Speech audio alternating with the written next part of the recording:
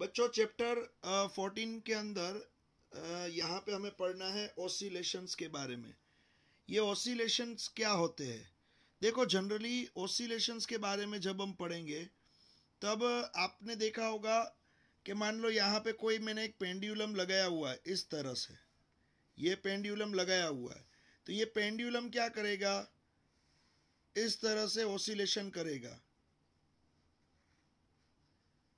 आपने देखा होगा ये आगे पीछे इस तरह से ऑसिलेशन करता है। या तो मान लो आपने कोई एक यहाँ पे इस तरह से स्प्रिंग लगा दी है, तो ये ऑब्जेक्ट स्प्रिंग के नीचे लगा दिया है, तो ये ऑब्जेक्ट क्या करेगा? इस तरह से ऊपर नीचे ऑसिलेशन करेगा। ओके, तो इस तरह के ऑसिलेशंस आपने बहुत सारे देखे होंगे। तो यहाँ पे मैं आपको सबसे पहले दो डेफिनेशन के बारे में बता दूं। Periodic motion, periodic motion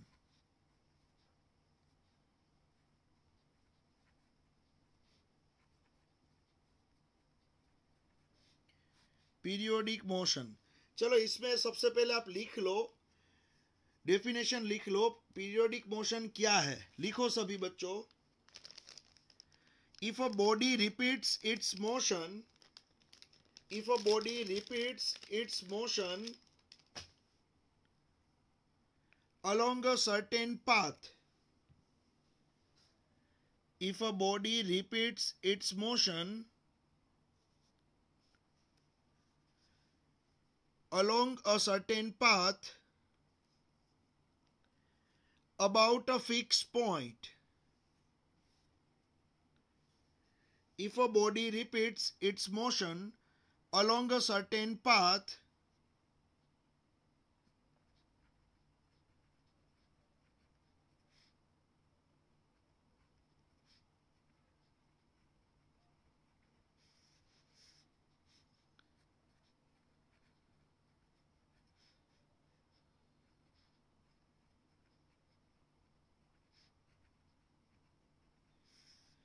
about a fixed point,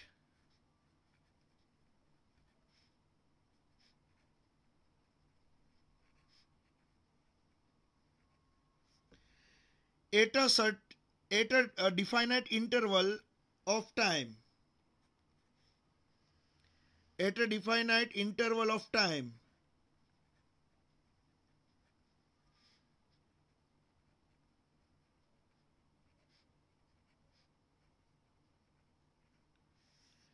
it is said to have a periodic motion.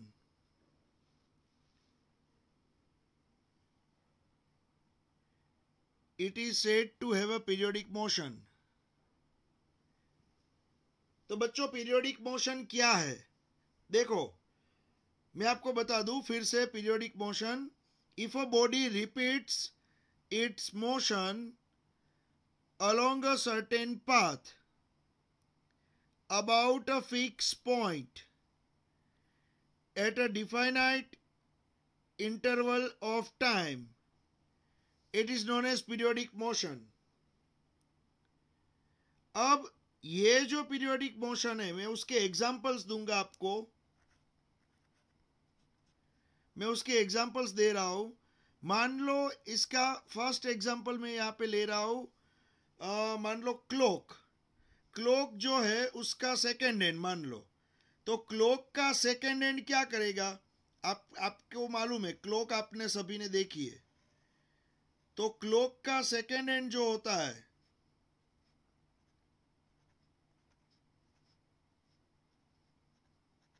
वो सेकेंड हैंड क्या करेगा? कंटिन्यू मोशन कर रहा है। देखो यहां से लेके पूरा गोल घूम रहा है। तो ये जो है सेकेंड हैंड, वो अपनी मोशन रिपीट कर रहा है। ये सेकेंड हैंड अपनी मोशन रिपीट कर रहा है अलोंग अ सर्टेन पाथ। ये पाथ पे ही, ये सर्कुलर पाथ पे ही वो अपनी मोशन रिपीट कर रहा है। अबाउट अ फिक्स पॉइंट, उसका पॉइंट जो है वो सेंटर, ये फिक्स है, सेंटर के आसपास वो अपनी मोशन कर रहा है। ए डिफाइनेड टाइम इंटरवल, ये जो सेकेंड हैंड है वो एवरी 60 सेकेंड पे एक बार गोल घूमता है। एवरी 60 सेकेंड पे वो एक बार गोल घूमेगा। तो डिफाइनेट इंटरवल ऑफ टाइम, यहाँ पे ये जगह पे आफ्टर 60 सेकेंड वो यहाँ पे पहुंच जाएगा, फिर अगेन 60 सेकेंड के बाद ये यहाँ पे पहुंच जाएगा। तो ये जो मोशन होगी उसको पीरियोडिक मोशन बोला जाएगा। समझ में आ रहा है बच्चों? The motion of hands of clock, ये है पीरियोडिक मोशन। दूसरा है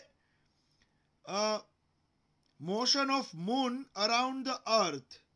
मान लो ये जो अर्थ है उसके आसपास जो मून होता है वो क्या करता है, इस तरह से गोल घूमता है।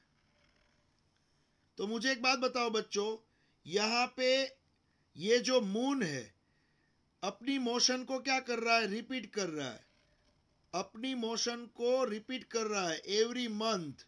आपको मालूम होगा इस तरह से ये पूरा जो ये मून है वो अर्थ के आसपास घूम रहा है। तो ये अपनी मोशन को रिपीट कर रहा है अलोंग अ सर्टेन पाथ। ये पाथ उसका फिक्स होता है, अर्थ के आसपास घूमने का पाथ फिक्स है।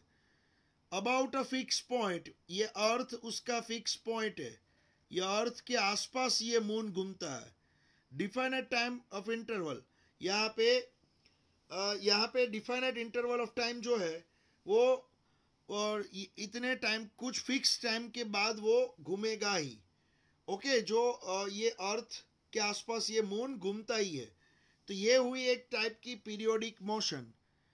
फिर यहाँ पे मैं बात करूंगा दूसरी एक मोशन के बारे में जिसको मैं बोलूंगा ऑसिलेटरी मोशन।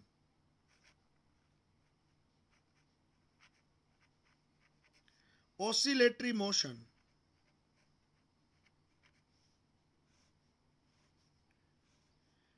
चलो ये भी लिख लो आप, इसकी डेफिनेशन भी, ऑसिलेटरी मोशन की डेफिनेशन भी लिख लो। Oscillatory motion, the motion of the pendulum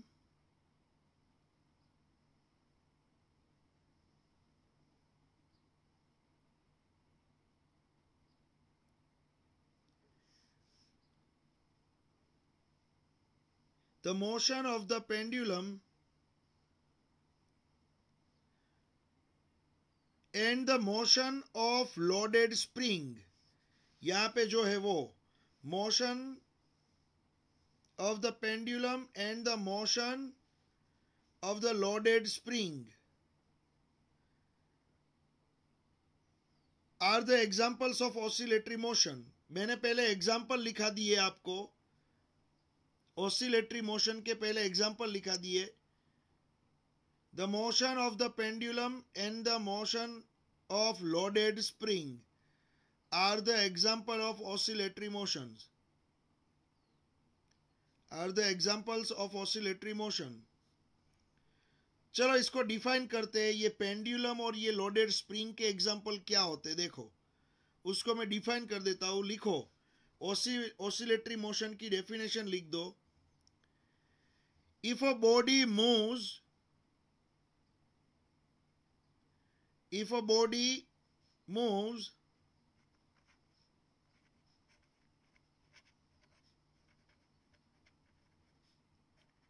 to and fro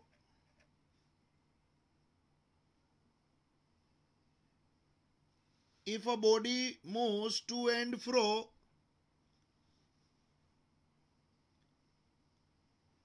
back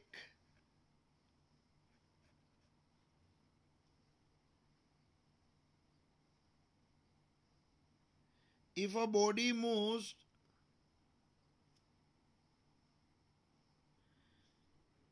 चलो if a body moves to and fro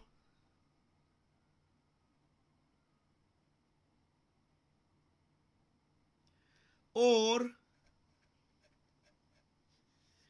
back and forth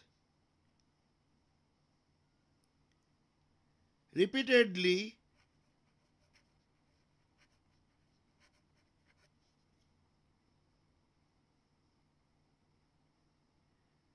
if a body moves to and fro or back and forth repeatedly about a fixed point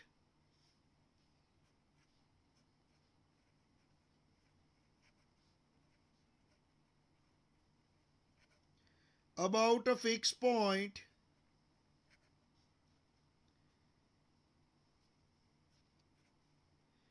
in a definite interval of time.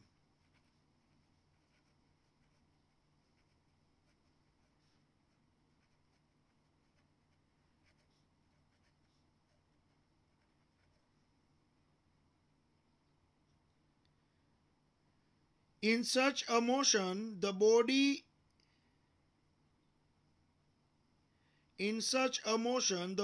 is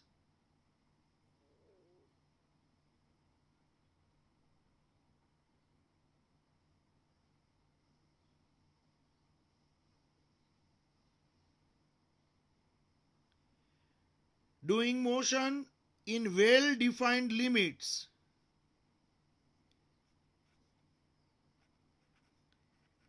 In well-defined limits.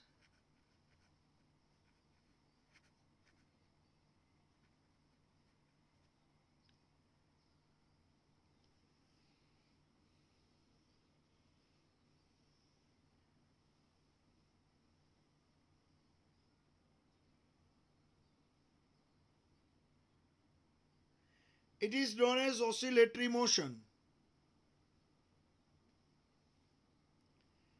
It is known as oscillatory motion.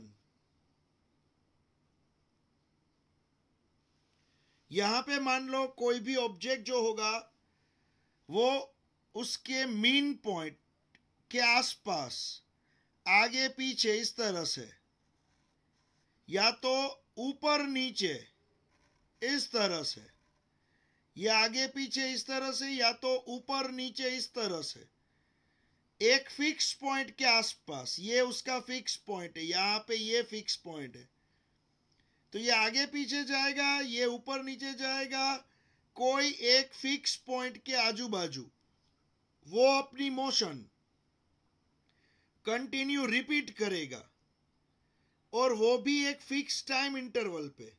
मान लो ये object यहां से यहां गया और यहां से यहां आया, 1 सेकेंड हुई, फिर वो यहां से यहां जाएगा और यहां से यहां आएगा, फिर से 1 सेकेंड होगी। तो ये एवरी टाइम इंटरवल पे अपनी मोशन जो है वो रिपीट करता है, और उसकी लिमिट भी फिक्स होती है। यहां तक जाना है तो वो यहां तक ही जाएगा, फिर कभी इससे आगे गया, कभी इससे पीछे, इस तरह से नहीं, उसकी लिमिट फिक्स होती है, तो ये लिमिट में ही वो आगे पीछे जाएगा। उसी तरह से इसकी लिमिट भी फिक्स है, तो ये सभी मोशन को ऑसिलेटरी मोशन बोला जाएगा। तो यहां पे हमने पढ़ा पीरियोडिक मोशन, उसके बाद पढ़ा है हमने ऑसिलेटरी मोशन। तो बच्चों एक चीज याद रखना, ये जो पीरियोडिक मोशन है, यहां पे जो आप पीरियोडिक मोशन देख रहे हो, वो पीरियोडिक मोशन जो है वो यहां पे ऑसिलेटरी मोशन को भी हम पीरियोडिक बोल सकते हैं। ये भी पीरियोडिक ही है।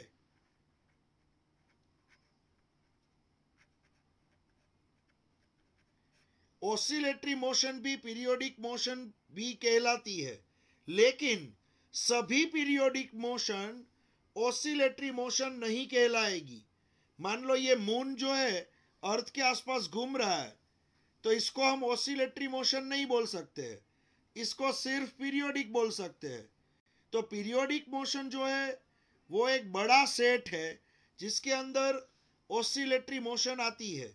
समझ में आ रहा है बच्चों? तो ऑसिलेटरी मोशन को पीरियोडिक बोल सकते हैं, लेकिन सभी पीरियोडिक मोशन को ऑसिलेटरी मोशन हम नहीं बोल सकते हैं।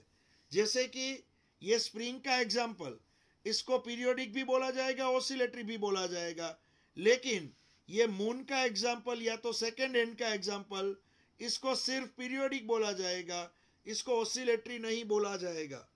समझ में आ रहा है? ऑसिलेटरी मोशन में इस तरह से ओशन दिखने चाहिए। ये जो ऑसिलेटरी मोशन है उसमें ऑसिलेशंस दिखने चाहिए, आगे पीछे ये जो हो रहा है यहाँ पे वो ऑसिलेशंस आपको दिखने चाहिए। चलो ये हुआ हमारा यहाँ पे periodic motion and oscillatory motion को मैंने डिफाइन की है। अब यहाँ पे सिंपल हार्मोनिक मोशन को हम डिफाइन करने वाले हैं, सिंपल हार्मोनिक मोशन। अब यह सिंपल हार्मोनिक मोशन क्या है? तो यहां पे SHM सिंपल हार्मोनिक मोशन को डिफाइन करता हूं मैं, आप लिखना साथ में। सिंपल हार्मोनिक मोशन साथ में लिखना बच्चों, हमारी थर्ड डेफिनेशन है ये। तीसरी डेफिनेशन है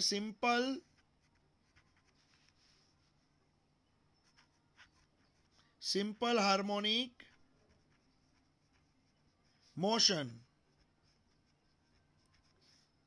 सिंपल हार्मोनिक मोशन, उसमें लिखो simple harmonic motion is a special type of periodic motion. Simple harmonic motion is a special type of periodic motion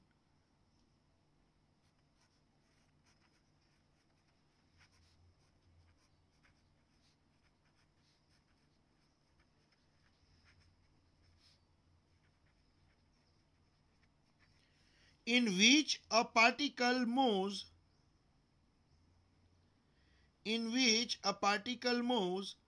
to and fro repeatedly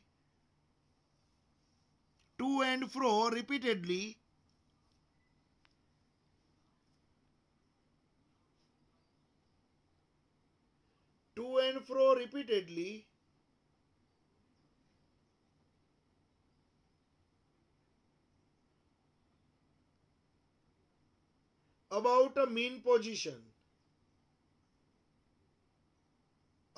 mean position.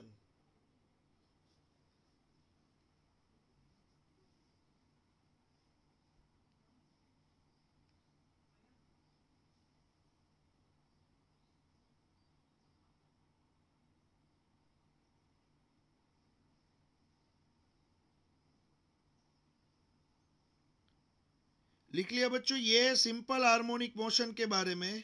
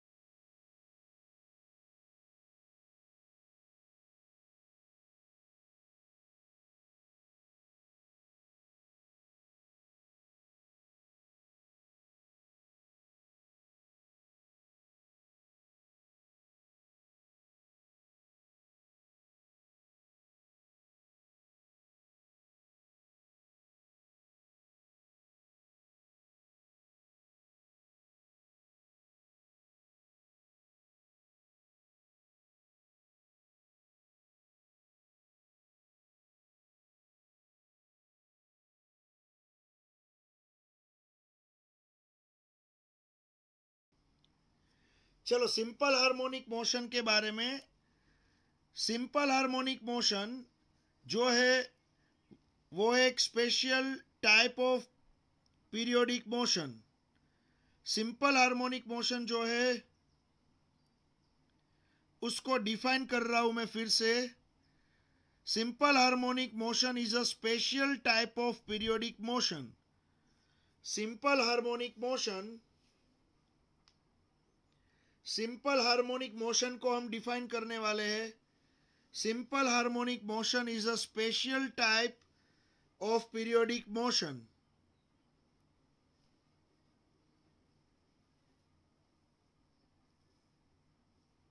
in which a particle moves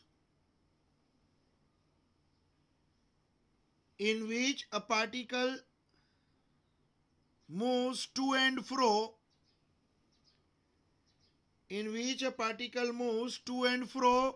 repeatedly about a mean position.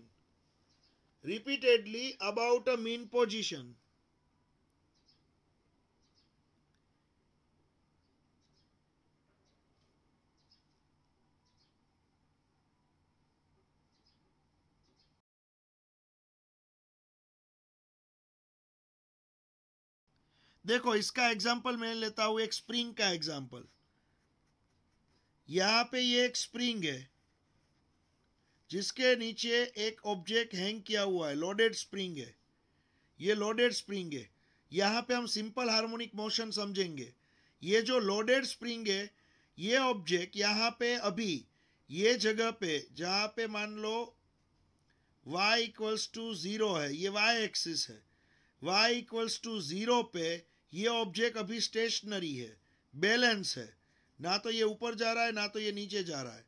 लेकिन जैसे ही आप इसको ऊपर धक्का मारोगे, ये object को जैसे ही आप ऊपर ले जाओगे, तो मुझे एक बात बताओ, ये ऑब्जेक्ट को आप ऊपर ले गए, लेकिन ये ऑब्जेक्ट को जैसे ही आप ऊपर ले गए तो इसका डिस्प्लेसमेंट ऊपर हो रहा है, इसका डिस्प्लेसमेंट ऊपर हो रहा है, पॉजिटिव वाई एक्सिस में डिस्प्लेसमेंट हो रहा है। लेकिन ये ऑब्जेक्ट जो है वो नीचे आने की ट्राई करेगा। ये ऑब्जेक्ट क्या ट्राई करेगा? नीचे आने की ट्राई करेगा बच्चों।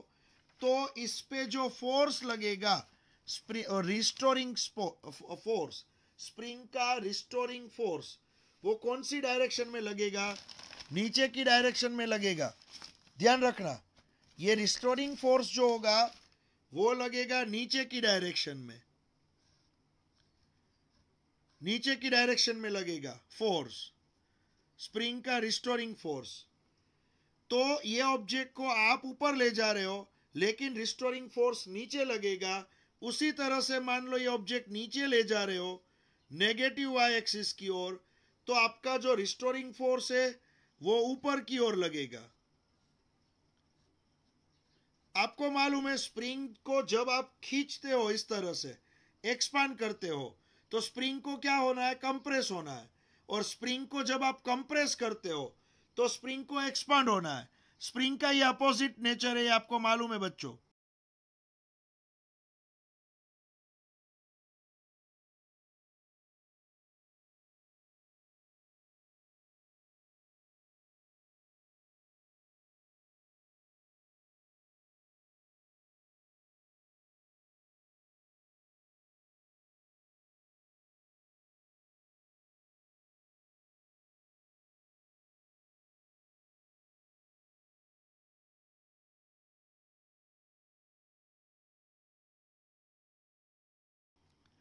हमारी जो प्रोसेस होगी उससे ये स्प्रिंग अपोजिट प्रोसेस करेगी।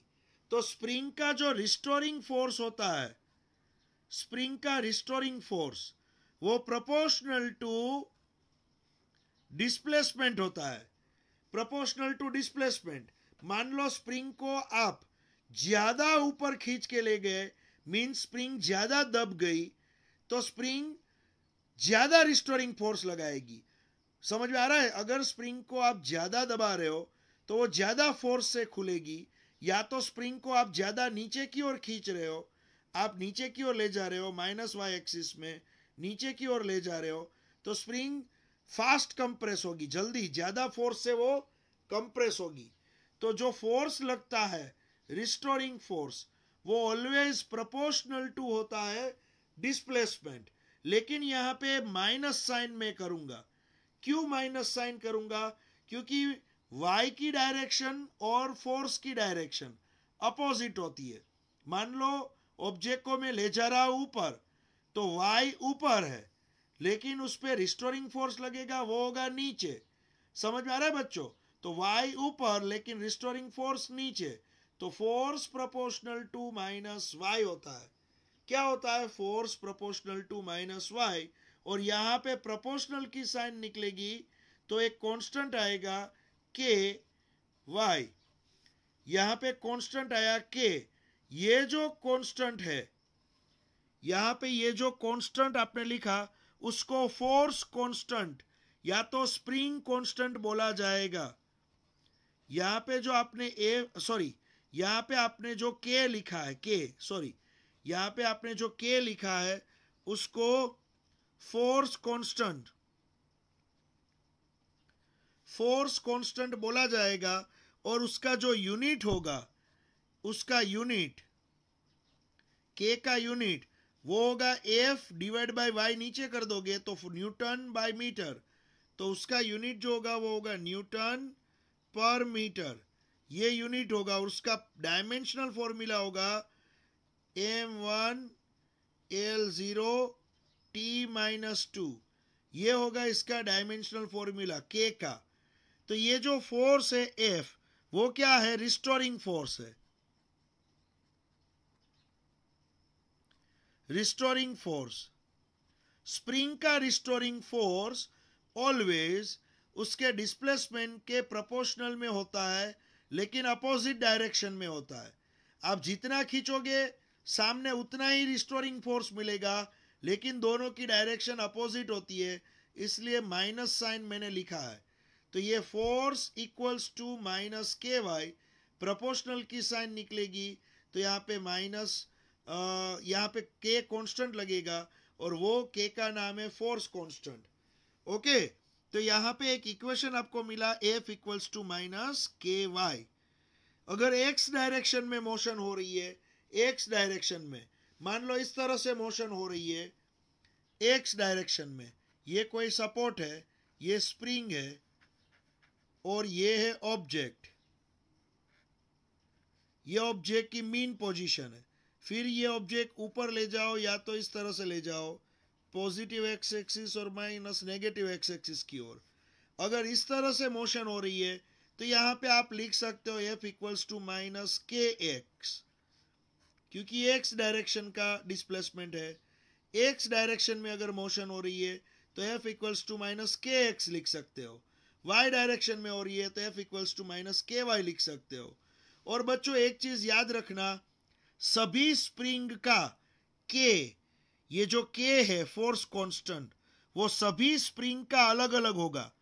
आपकी पेन के अंदर एक स्प्रिंग आती है, वो टक टक करने वाली जो पेन आती है उसके अंदर भी स्प्रिंग आती है, और आपके बाइक के जंपर में भी स्प्रिंग आती है।